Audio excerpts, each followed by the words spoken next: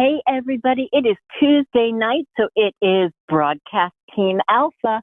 I'm so excited for our guest tonight. You know, we have so many incredible guests that come on with just so much information about expanded consciousness and expanding the light and stepping into the electronic present. I mean, just so much. And our guest Nadi, who Augie's going to tell you about, we're just going to take thought, a little bit further, even further tonight.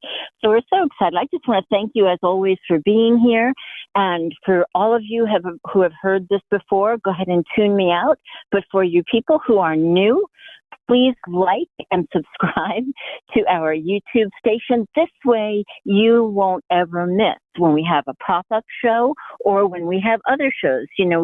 We co-create with the Conscious Awakening Network, and we've got all kinds of new things coming and expanding.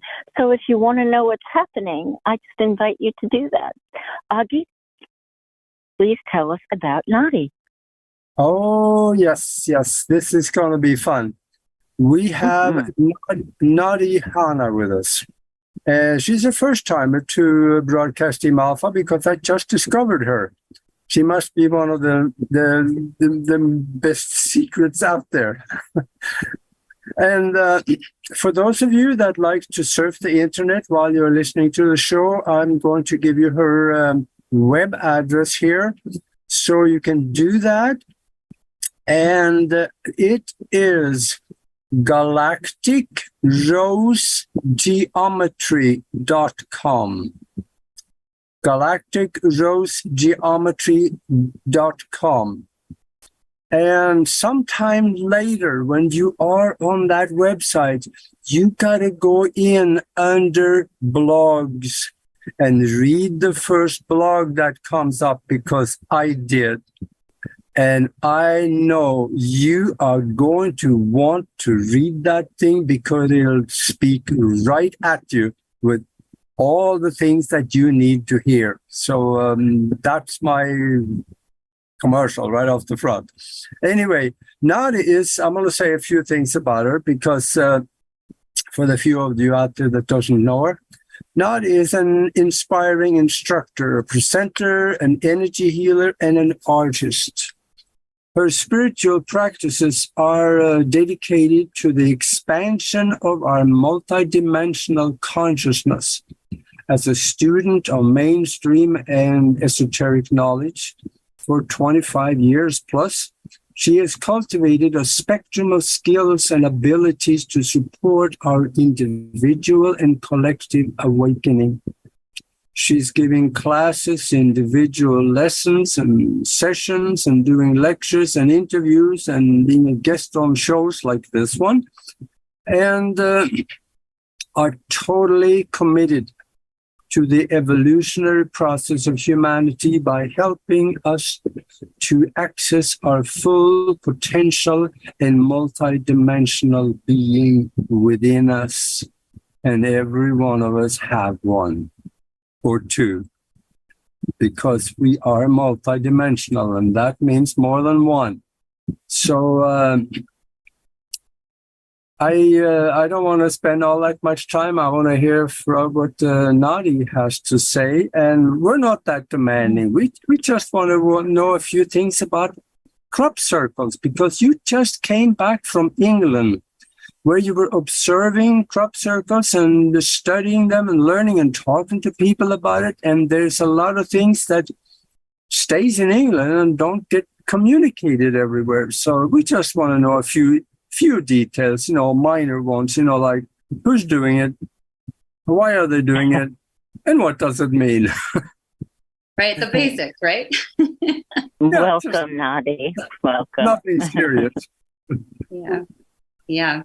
It's all such a rabbit hole. I mean, once you start to pull at a thread of, what's happening in the fields of England, or so many things, so many areas of inquiry into our consciousness and our multidimensional nature, it's just never-ending fascination. So I'm excited to talk about everything. Thanks for having me here.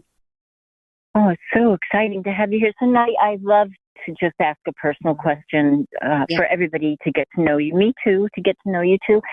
how did this begin for you? So many people who, like yourself, I mean, not that there's anybody like you, just similar pathways, oftentimes it kind of showed up in the early life in unusual ways. Did you see that early in your childhood, or how did this path rise up for you?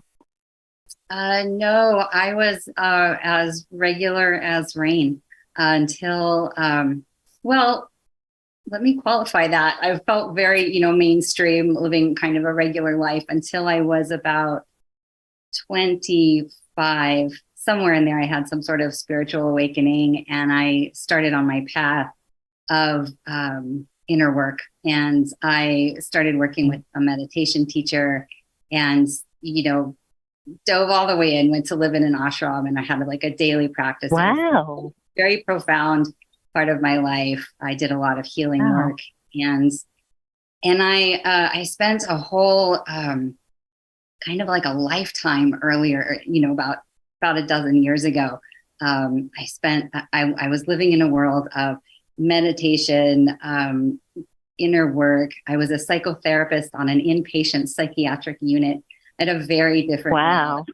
Yeah, it was, it was intense, and it was wonderful. It was a really great training, for being able to hold a wide spectrum of experiences, Wow.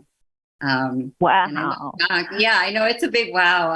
Sometimes it doesn't quite register that I did that, but I look back on that time, and I did not have the spiritual lens that I do have now. And so I knew that I was in sacred space with people in a transition, whether they wanted to die or had just tried or were in what, Western medical medicine would call medical medicine, what the Western model would call a psychotic episode, Yeah. I'm so on the other side of the spectrum now where, that's some kind of shamanic awakening or an ability to navigate other worlds that our mainstream world simply doesn't know how to understand. And so we diagnose and medicate. And I never want to throw the baby out with the bathwater. Psychiatry and mental health does really serve a purpose. It does help, but it's too broad a net. And so it was limited for me. And I wanted to move towards more holistic practices, more like towards integration and, where I wanted to be in life. And so I left that part of my life. I left that decade and kind of made a leap of faith. I didn't know where or what. I just knew different. And very shortly thereafter, I discovered unified physics and sacred geometry. And I was kind of flailing about, but also anchoring myself in the geometry. And, it gives this beautiful structure for holding anything, right? It's a finite structure that can contain the infinite. And so it held me through my process. And I just drew a lot. And I drew so much that I ended up having an art show and sort of turning into an artist, from mental health to artist. I had no idea what I was doing. I was just following a path of alignment, and the geometry helped me feel aligned, because it's this perfectly proportioned harmonic. And so I was just in training my system into wellness, and then able to hear my guidance more and more. And then I had art installments, and then people saw the geometry, and then I needed to talk about it, and everybody wanted to learn about it. So I started teaching, and I started teaching how to draw it in colleges and lots of different classes. And this is an example of my art behind me. It really took me quite a while to grow into, and to expand into everything that, that I had to offer. And then the sacred geometry led me to crop circles, because the fundamental patterns of crop circles, the genuine crop circles, are based in geometry. And then studying about crop circles led me to learn about advanced civilizations and circle makers. And then that led me to connecting with my off-planet self, my, multidimensional simultaneous selves, and learning about the hybridization program and my participation with it. I mean, it really just, I went full on into my expansion after leaping from a regular world. But the answer is I lived a pretty regular, understandable life. I took a leap of faith, and now I live a fairly fantastic, an extraordinary life. And I'm really grateful to. Wow. That. Yeah. That's so cool. That's so amazing. And just a really quick side path, just for a nanosecond. When I was a nurse in mainstream medicine, there was not one psychotic patient who came in and put in the room with no windows that I had a conversation with, that I listened to, that didn't contain shreds of the mystical. They all did, if you really, really listened. For sure. Mm-hmm. I've come to terms with the part of me that couldn't hear that. I know that I was of service in the time, but it's so, it feels really important to be reframing and relanguaging so much of what we have called psychotic or crazy or, marginalized. Yeah, that's a big passion. Yes. So there are so many layers, I imagine. I know so little about sacred geometry, except what appeals to me, on an energetic level and on a soul level. How does that really work? I mean, what is it? The vibration? Is it the frequency? Is it the harmonics of the geometry? What is it that gives us that feeling that makes us go, oh, I want to know more about this, or gives us a shift even in our energy? Yeah, all of it. Vibration, frequency, you got it. Yeah. I think I can sum it up. The most common question is, well, what makes it sacred? Like, sacred geometry, they have burdens, we've got programs with those words, but I really like to invite, if we can, transcending our programs, and looking at, I would say, the universality, right? Like the beyond program aspect of geometry, right? Age and I were talking about math and the universal language of math and before the show. And the geometry can help us get past the illusion of separation. And that's part of what makes it sacred in my definition, is that everything has a geometric structure. And when you start to move with that lens, it breaks down the divisive programs that we've been given. And so I like that. The geometry, right? There's that sacredness in sort of a unity consciousness piece. But then also we are fundamentally geometric in structure, right? Our DNA is organized in the phi ratio. Our basic cellular structure mirrors the seed of life in its bifurcation process. So as we are working with the geometry, as we're looking at it or getting tattoos on our body or drawing it, it's because of the resonance, right? And it's that in training into symmetry and harmony that, you're onto it. Vibration, frequency. So amazing. It seems to me like sacred geometry, at least I have seen scientists even talk about it, that it is embedded in absolutely everything. It's in nature. It is in things that we create that works. It is in us. It is everywhere. And sacred geometry can be reduced into numbers and, ones and zeros, if you like, computer code and genetics, and it is everywhere, isn't it? Yeah, I think that's part of the sacred piece. If it's everywhere, then that brings everything together. So we, as the sacred, I think when you tap into that harmony, right, that's perfect alignment. The geometries are so beautifully proportioned, and they elicit a sense of balance, right? They elicit that resonance where we see art or architecture, or we hear music that incorporates the ratios, the phi ratios, this infinite fractalizing sacred geometry. Like, we know it because we are it. We're drawn to it because it's our essence. And so it's this unifying principle. And it's guided me, it has brought me into alignment, and I've been more able to hear, my guidance. It's heightened my sensory ability. It's brought more of my capacities online. And that's what I am here to share, and beat the drum of our, multidimensional nature, because there's many roads to multidimensionality, and sacred geometry is one of them. It can help us remember. How could a beginner utilize sacred geometry to begin to tap into, explore their multidimensional aspects? Is there, art? Would art follow that, or? Absolutely. I mean, that is what I do at my most fundamental offering, is teaching people how to draw sacred geometry. It is so user friendly. I have had 100% success after doing it for 12 years with people, kids, octogenarians, anywhere in the spectrum. It's very accessible. And as you draw it, it's so fun. We've got these 2D shapes, but we're entraining our systems with harmony.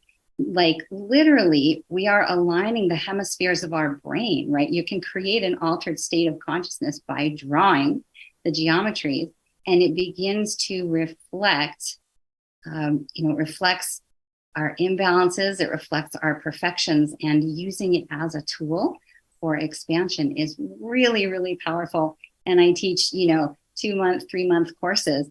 And the evolutionary process through those weeks about self-reflection and expansion is profound, because we're drawing 2D. So we've got this terrible statistic, right? Where 10% of our waking reality is governed by our conscious mind. 90% is governed by our unconscious, subconscious programming, right? So the geometry speaks to the 90%. It speaks to the archetype and the mathematics of our subconscious mind. So you think you're drawing a star tetrahedron, right? 2 tetrahedrons, your Merkaba, the flower of life. You think you're drawing these really great 2D shapes. Meanwhile, your subconscious is just getting so excited because you're turning on the other sensory abilities. You're turning on more of you. You are reclaiming, you are empowering. You're beginning to turn on that awareness of unity consciousness. And it's really empowering and it's really exciting. And it's bringing more of us online. So great. And they can't put it, they can't put it in a pill. No. They can't sell it that way. Yay. That's right. I'm sorry, Augie, please go ahead. I was just saying, God must be a mathematician. Or an artist. I mean, I don't know. Yeah. Math always used to freak me out. Very intimidating, and I've come to love it.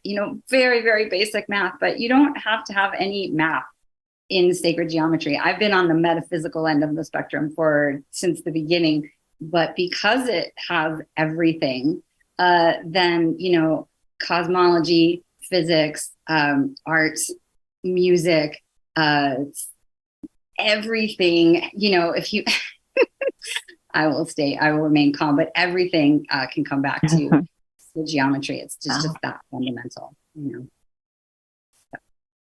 Oh, can you just this is a selfish question, but I'm sure everybody will benefit from it. How does one of your 3-month classes go? How does that work? That's so intriguing. Yeah. It's I feel so honored because I've over the decade, the classes have just become more and more evolved and fascinating, and the most amazing people are drawn to sacred geometry, right? I don't want that to sound biased, but it's so cool. And I've only learned in the last couple of years that I really do it just to meet my people, the most awesome people. They know something's going on, right? And so this evolutionary process of 3 months, people come in and they kind of sometimes they're like, yeah, I know about sacred geometry. I want to be able to draw it. sometimes they come in and like, I have no idea why I'm here. I just know I need to be here. I had one woman who had just, she had just had a traumatic brain injury. And she was like, someone told me I could reprogram my neural pathways with sacred geometry. I mean, it's incredible to see what people go through in terms of transformation. And so what's fun for me is, at this point, I have 18 years as a group facilitator, 18 years of experience, right? It's one of my passions because when we come together, we just validate each other so much. And especially, some of us like fringy, more extraordinary folks that are moving with the advanced civilizations and the motherships and, come together, find our common ground and just remember how really remarkable we are. And so sacred geometry is usually attracting the extraordinary folks who know there's way more going on than what we're being told. And, so it's group connection. It's learning from each other. It's learning to draw. We start with the seed of life. We move into 12-fold geometries and Metatron's cube and the flower of life. And then we keep going into like the tesseract, right? This is a hypercube, which is a 4th dimensional shape. Doesn't even exist in our dimension. So we're going to draw something that doesn't really exist. And then we've got to start to contemplate other dimensional realities. So it was really expansive. And then we start drawing like the 64-star tetrahedron, which is the fundamental lattice of, the universe, right? And the expansion that happens, like the conceptual shift, personally, existentially, it's so beautiful to be a part of all of us seeing new potentials in ourselves and in our world. It's everything. I never get tired of it. Wow. It's everything. Yeah. Wow. Yeah. How can we actually put sacred geometry to work for us? I know I've heard people saying that you could take one pattern and you sit there and stare at it. And somehow the pattern goes into the brain and then from there into the mind, and it changes your ability to connect to the universal mind. And you can actually put this to work for you. Yeah. Can you say something like that? Absolutely. Absolutely. The thing is meditation is so powerful and it takes so much discipline and practice. And, so often we hear, I tried, I sat down, my mind just won't stop. And it's not, sometimes it's a formidable task to try and sit and work with the meditation and, it expands and grow by staring at something, and it's doable. It's very doable. And what's super cool is that anywhere you are on the spectrum of your spiritual work, the geometry will match you and it will take you to the next level, right? So you can start at a beginner level. And what I like to invite is the drawing of it, right? You do not have to be an artist. It's simply, it's learning how to use a compass and then making circles, right? And, in my classes, we really go step by step and it's gentle, right? It's a very supportive process. So Agi, what I'm getting to is meditation and just sitting can be daunting, but putting a compass on a piece of paper and drawing circles and making sacred geometry simultaneously engages the left brain. And the left brain's like, oh yes, I know what to do here. And it liberates the right brain to be more receptive and have that sort of experience we're looking for in meditation of, connecting sort of like divine guidance and wisdom and being able to activate, the geometry incorporates both the left and the right hemispheres of the brain. It incorporates the divine feminine, the divine masculine, the circular structures, the linear lines, it brings everything together. So drawing it, Agi, I would say that that's really a place to start. That's my passion because it engages you in a meditative process, but it just seems like you're drawing, but really you're bringing yourself into a symmetry and harmony. by the shapes, the nature of the shapes. I think it was Melchizedek that said in one of his videos that these patterns, you can sit and look at them and they will work for you. You don't have to understand what it is. You don't have to understand how it works, but your mind, your superconscious mind understands how to work with it. So it works for you anyway.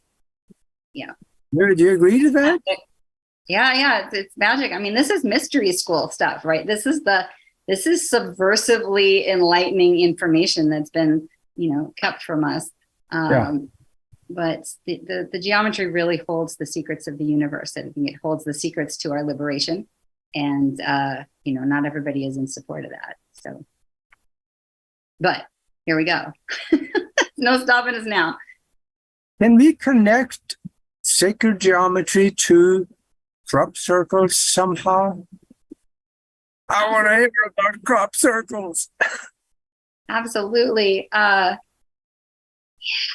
Yeah. Where to start? How would you like to do that, Augie? Would you? I could go so many different ways. I'm like in the world of crop circles. Just having been in England for 2 weeks, I wouldn't even know where to start with that question.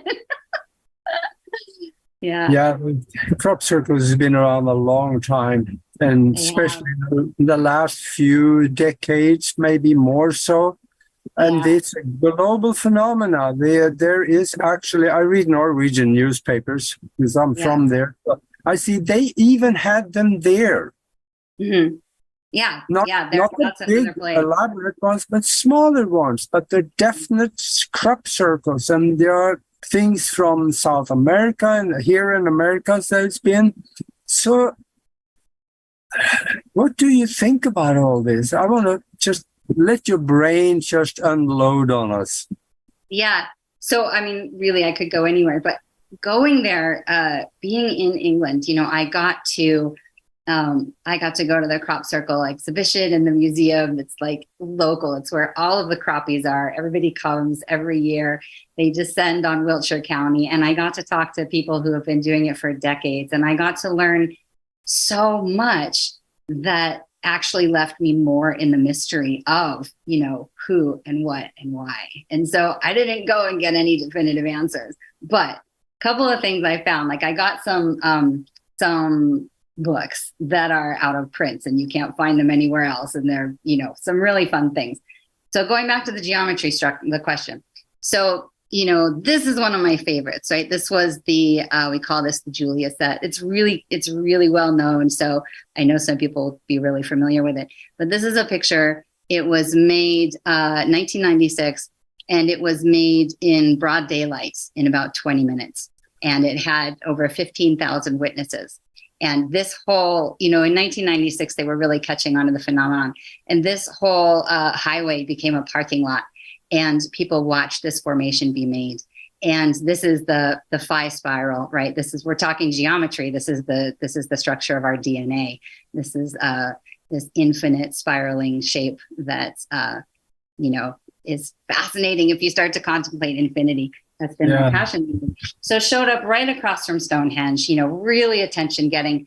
And then, things like Patricia Corey went and sat in the center circle, right, and started channeling the Syrians. She wrote a couple of series of books called the Syrian Revelations, and downloaded all sorts of information. So that's like one of thousands of examples of how geometry is woven into the formations. I think it's also really fun, the core question of who makes them, right? And the genuine crop circles, the man-made ones, the government-made ones. Usually the perfection of the geometry is a way to tell a man-made versus a genuine crop circle made by advanced civilizations and whatnot.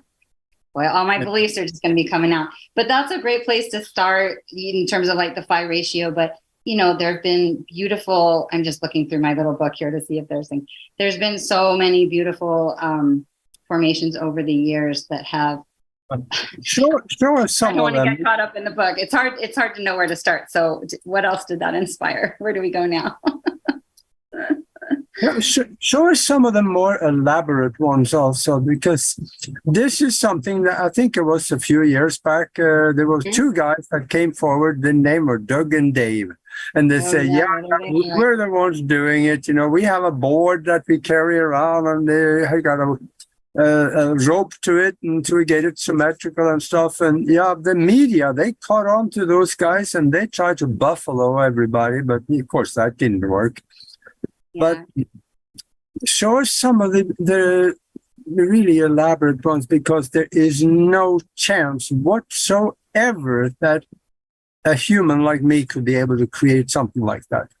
Yeah. Well,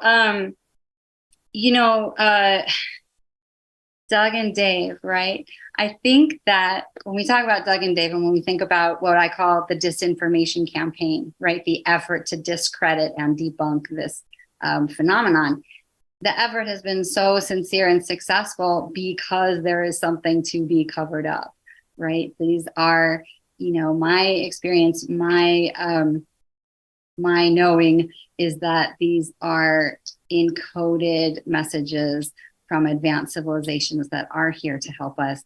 There have been thousands of them over decades. And certainly what's wonderful about them is that because there is not really definitive information about who makes them, you can believe whatever you want to believe. You can believe they're man-made. You can believe they're advanced civilizations. There's tons of evidence for both. All of them are true, right? So it's really about deciding, and it's about consciousness. I study them because I believe that they're tools for activation. I believe that they are encoded with glyphs and blueprints and codes that can activate our DNA, right? I'm all in. That's where I sit with them. And usually have a PowerPoint, right? This is what I do with my calls and classes on crop circles, but this is a book. They're so fun. So many of them. I only have a book of like the basics, but you can't possibly imagine how complex and amazing they are. I'm just, flipping through here. But they've been happening for decades, All right, I'll show you the one that really kicks it for me. Usually when I'm talking to people about the, who makes them, there's a couple of phenomenon that really get your wheels turning about who might be involved. And one of the things, it's called a ghost formation, right? So this is a formation. Typically, we call it the owl, right? Because it looks like an owl when you look at it from a little human mind. So this one was from 2009. So this was made in the fields. I actually went into this field when I was there. And then the image remained when it was harvested, right? So there's a little bit of curiosity that it was, it didn't disappear with the field. And then a snow dusting revealed it that winter, right? The pattern stayed there. But then typically with a ghost formation, the pattern will grow back with the next year's field, right? So this is springtime season in canola rapeseed oil fields. And, they've researched them for decades. They've tried to come up with some lovely empirical data for us to study and legitimize the phenomenon. And the ghost formations where like the crystalline structure of the soil has been altered to recreate the patterns. It's just endlessly fascinating stuff.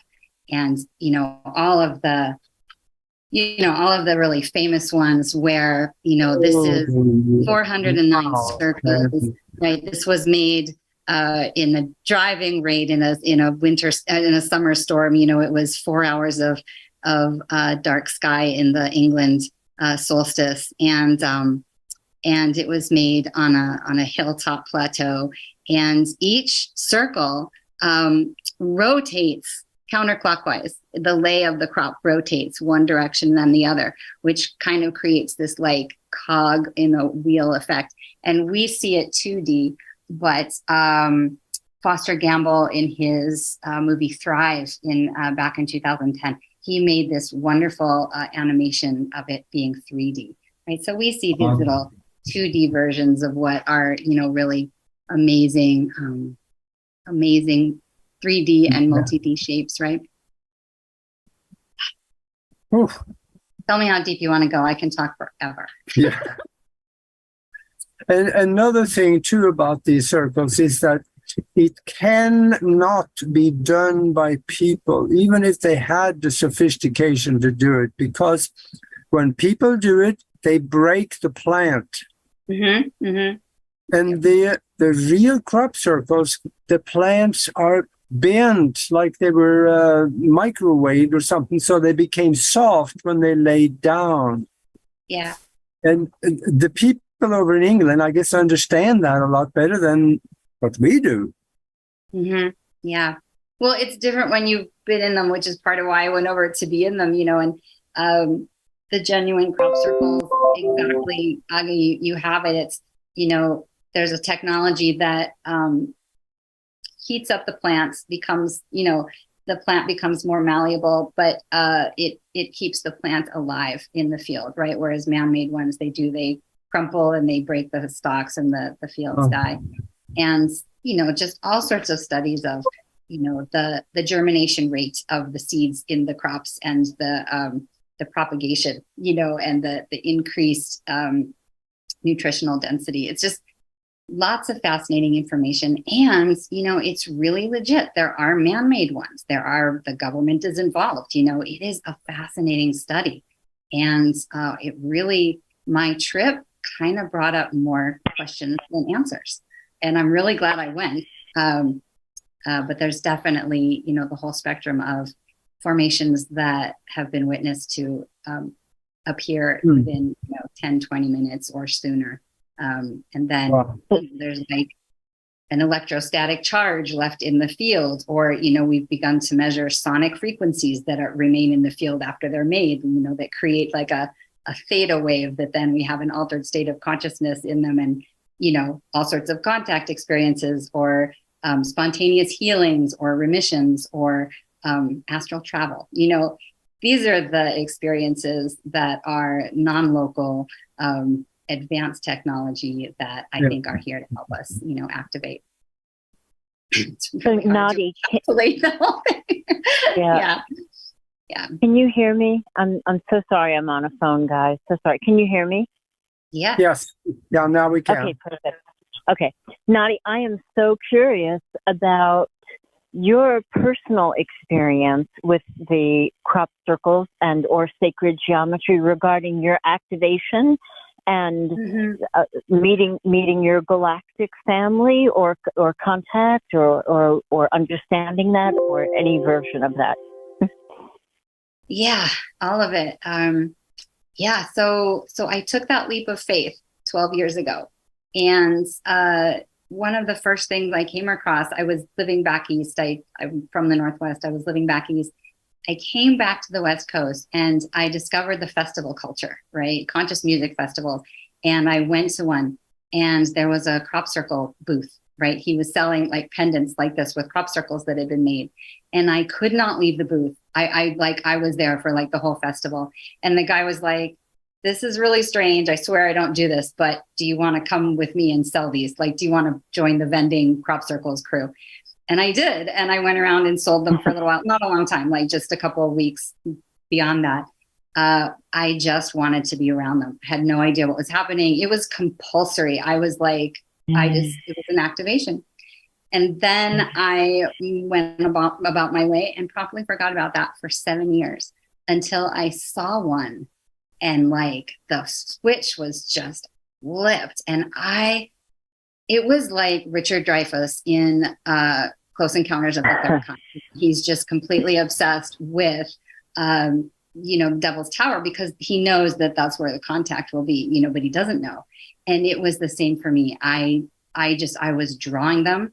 I was around them all the time. I was learning about them. I started holding classes and calls on them. And it was the same as the geometry. My system was getting turned on, and I started attracting, learning about light language and experiencing light language and communicating with whales and dolphins and opening up my other sensory abilities, beyond the 3D, and then learning that those are multisensory, that we are multidimensional. There are, I began having relationships on interdimensional levels and going to visit aspects of myself in other star systems that are of planetary service there as well, learning that I'm one aspect of an oversoul, that is responding to the call of Earth and the part of the transition team in our ascension process, and that I'm doing that in a lot of different places. So I had no idea, I had this crop circle activation, then I got fully immersed in them and just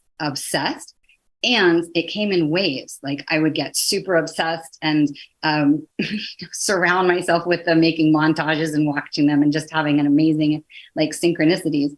And then it would, go quiet for a little while and I would just be integrating.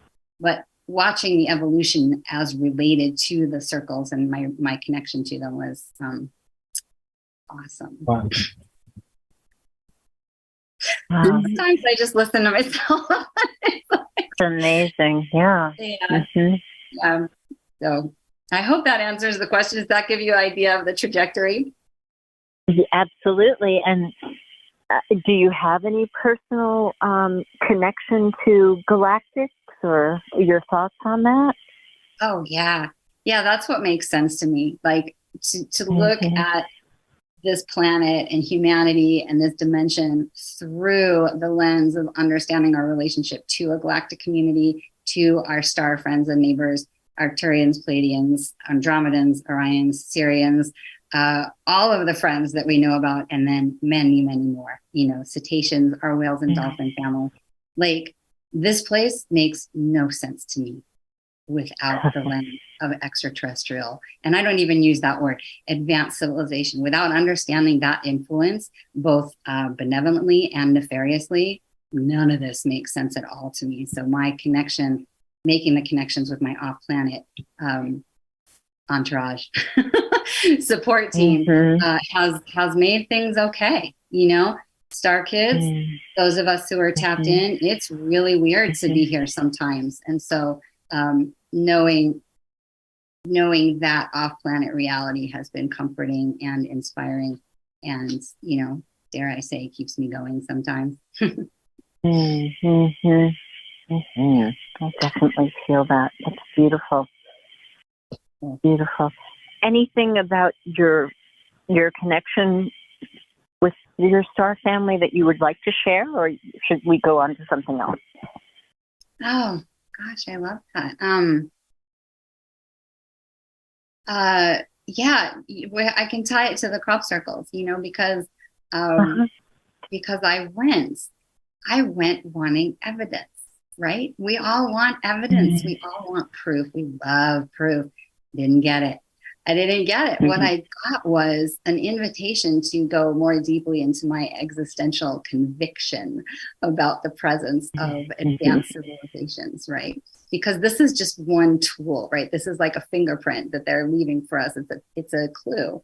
And so, I've had a lot of experiences that are just not like, there's no way to explain them as like, oh, this is a man-made phenomena. I've had non-local activations simply by looking at them, meaning spontaneous tears and a feeling of homecoming and a resonance that is so deep that I have a knowing of my galactic origins. I have a knowing of these formations as communications from those civilizations. And that knowing is what creates a new civilization.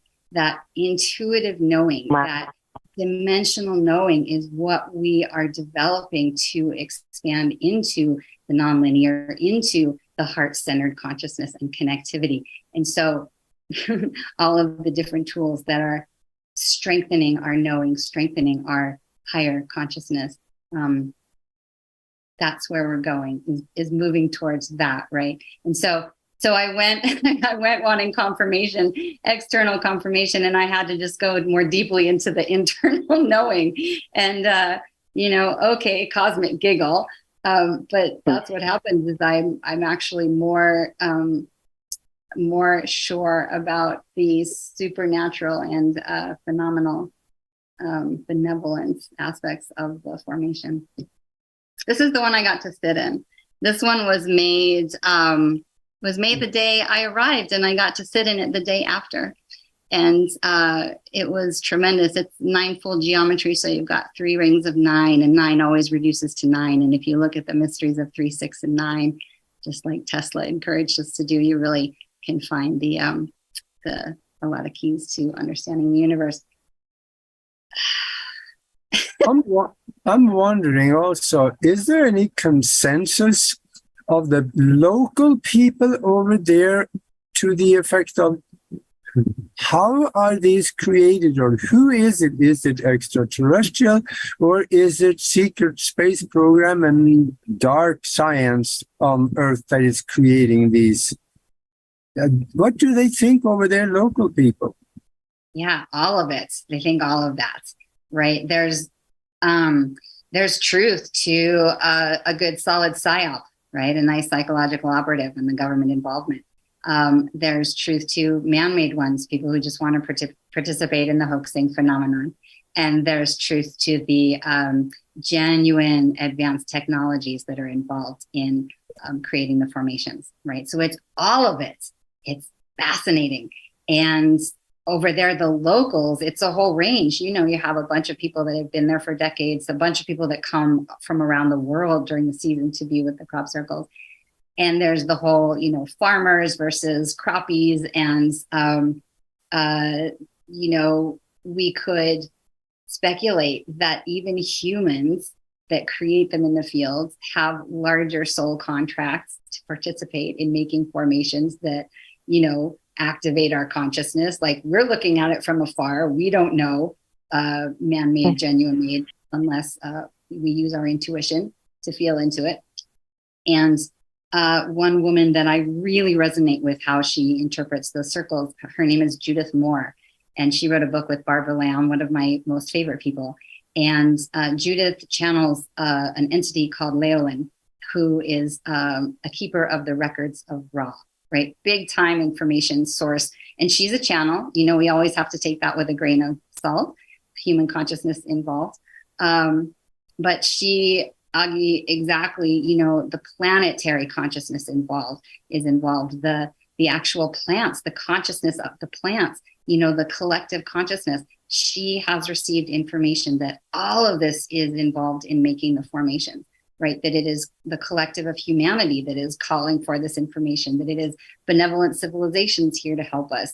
And that because it's a higher technology, when they are made with any kind of nefarious intent, when that is encoded somehow, that there are, you know, there is the ability to change and manipulate that energetic into one that is positive, right? So it's the whole spectrum. People have uncomfortable, negative experiences in them. People have life-changing, you know, activations. And this is why it caused me existential abyss, right? It just threw me back into the, like, oh my God, what is going on? And you can answer in any which way that's right for you, and it's going to be true. So you got to decide. You will find evidence for anything, right? And that's like life, right? It's like, choose your beliefs, right? And my belief is that this is evidence of benevolent civilizations here to help us. I've had that physical, non-physical, non-linear experience of transformation myself, and I can really get how people would want to dismiss things like that by being man-made. Mm-hmm. How do you think they can help? How do you think? What's that? Can you say it again? Broke up.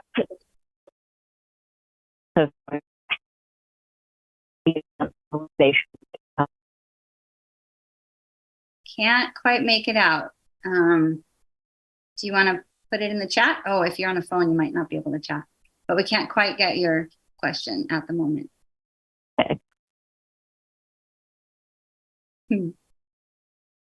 How's it sounding, Agi? Is it all like, how does it strike you personally? Like, what do you believe? What do you think about them? I think Nori's breaking up a little bit, but I have one more thing that I wanted to mention to you, and I'm sure you know about it. I think it was a couple of 3 years ago. I saw there was somebody that was sitting up on a hill, kind of watching a field, expecting maybe to see something. Yeah. And then they saw these two lights that came around, and they were circling around. And when they had completed a circle, you could see the crop circle, the grass just laid down underneath in the pattern that was designed. Did you see that little? It was about a 3-minute video, I think. Yeah, that's a well-known video where the formation just manifests. I mean, there's a lot of people that have, you could imagine everybody wants to see them being made. They sit up on Silbury Hill and everybody has night watches and they take 360-degree perspective and they take shifts and they stay up all night and still formations happen and nobody saw it. And then some people have seen it and lots of people see balls of light and there's sounds that are made. I mean, there are so many eyewitnesses to really paranormal phenomenon. That can also be government involvement. I mean, it's a really non-definitive situation here. So yeah, there's evidence. For that video, I'm giving it a 95% chance. That is of an extraterrestrial origin. Awesome. Yeah, it's out there. It's true. I think so. Yeah. Can you hear me now? Yes. Yeah. Yay. Okay. So, Nadi, back to the advanced civilizations, you said that you believe that they're here to help us. How can they help us? Through our individual consciousness, through our collective consciousness, or a way that I haven't even thought about? What do you think? Yeah, all of the above, right? Individual consciousness, collective consciousness. I think individual, I believe that crop circles are one avenue, sacred geometry is one avenue, meditation, light language, arts. I mean, all of the pathways to enlightenment, so to speak, all of the ways that we are calling for to access the more of us that we are. Hang on, my language is going a little wonky there. There are so many different paths to God, right? And so in terms of benevolent civilizations, they are one, they're one pathway. And I really believe that they have the ability to expose us to a more unity consciousness experience, right? Where we can understand the interconnectivity of everything. And if you really get that at a cellular level, you're going to live differently. You're going to understand how much waste you produce. You're going to understand the programs of division that are illusions. You're going to understand how important it is to really love deeply and extend kindness to each other. And that level of advanced perspective of understanding love, how important love is everything. And so I believe that of the higher consciousness beings, that is the message that permeates individual contact, collective contact. I think transformation will be through our increased connectivity to loving each other, loving the planet. So that's kind of my answer, even though I don't really know if that was an answer. I love that answer. I love that answer. And for people who are new to this, people who are raising their eyebrow now going, what is all this? An entry level step that we can all make, whether we're new or we're not new to this, is to really step into love. That really is where everything begins and expands from. And even if we don't know what all this is, it's so big to try and wrap our brains around tonight. And the trick is to not use your brain, right? But to begin to wade into, the frequency of love on every level, right? I mean, even just in our everyday conversations, that's going to lead us to another path that's going to rise up to meet us, and then another one, and then other things become expansive and unfold. Yeah, exactly. That's the way. Yeah. So beautiful. And I think a big part of it is, I used to love Abraham. I mean, I still do, but I used to I was in a full immersion mode with Abraham Hicks. And they have a practice, they say go general, right? Like we can't flip into love right away when we're steeped in the fear programming of mainstream media, the ripples of fear permeate everything. And so, simply trying to mitigate the fear at first, I think is the good first steps. We know about turning our TVs off and this whole thing. But stepping into more neutrality is a really great first step, by moving away from the fear. And then in that neutrality, we start to attract more, I want to say, high vibrational. What do I want to say? In that neutrality is the spaciousness to choose. And when we choose, we organically choose connectivity. And so just creating that spaciousness to make the choice versus being bombarded with what we should feel and believe, that's a huge step, and takes a little bit of pressure off of things. And then that choice point is so much more powerful. So anything that gives us spaciousness. So beautifully said. So, and the fear thing is really tricky because I don't know that, but we think we know what we're afraid of, and so you're breaking up again. We lost you after we think we know what we're afraid of. Okay. Yeah, we think we know what we're afraid of, and then something really big happens in life that scares the Jesus out of you, and it takes you to a new level of understanding where we still have work to do. Do you have anything that you could share for people who are just beginning to understand that they do have fears and they're wading into, releasing their fears? I'm sure your art, would be a beautiful medication, if you will, for them. But yeah, what do you think? Well, what popped in, so I hope I heard the question in terms of, I just want to make sure I got the question right. What's a first step that people can take when they're making transitions? Did I get that right? That would be perfect. Absolutely.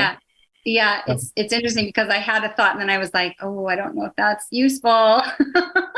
So I would say the first thought is the one that I swear is my mantra, and it'll sound so silly, but part of creating space in our psyche is removing or taking a step back from critical voices, right? We are so hard on ourselves. We are mean. We are meaner to ourselves than we would ever be to anybody else. And it's a program that keeps us down.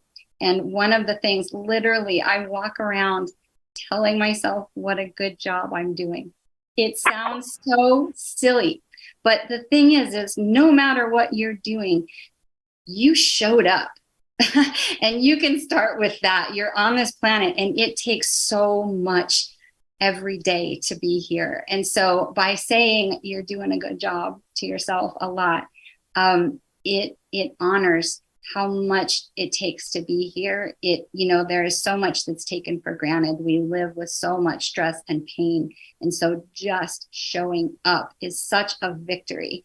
Like, I could look at anybody and find the places where they're doing a good job. And I look for the places where I'm doing a good job in my life because it pivots me into more lightness. It pivots me into appreciation. Then I can find some gratitude. And gratitude is really the game changer. It's to be able to find what's here and working for us. There you go. I got myself to our answer. Gratitude is the key. If you can find the smallest thing, that's the one. Yeah, that's the game changer, gratitude. And we're doing a really good job. Thank you. That's so beautiful. Thank I see you. we're getting down towards the end of the show here, but let people know how they can get a hold of you, because you do more than talk about drop circles. You're a yoga instructor, a meditation teacher, you do Reiki healing, and you teach us, so you do light language. Mhm. And let them know how they can find you and maybe have a discussion with you and get in touch. We'd love to have a discussion about all of those things. Yeah.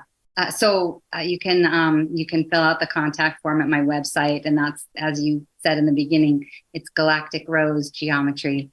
And I also have a bunch of videos up on my YouTube channel, which is also, I think, Galactic Rose. And then one of the things that's just always available is I have an 8-module course. That's that course that we were talking about before, all of the different steps of learning. You can find that at Star Family Wisdom, and that is Jenna Layden's platform. It's a wonderful website, all sorts of support for experiencers that are coming into understanding their contact experiences. So Star Family Wisdom has my online sacred geometry drawing class.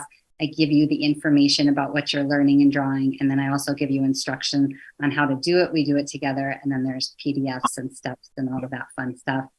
And then, presentations locally. I do energy work locally. We do light language out on the rocks in Sedona. I feel really blessed to be able to be here and participate in, activation circles and ceremonies. And yeah, let's talk, let's get together. I am here of service. I am here to support. And I'm going to be able to tell you where you're doing a good job.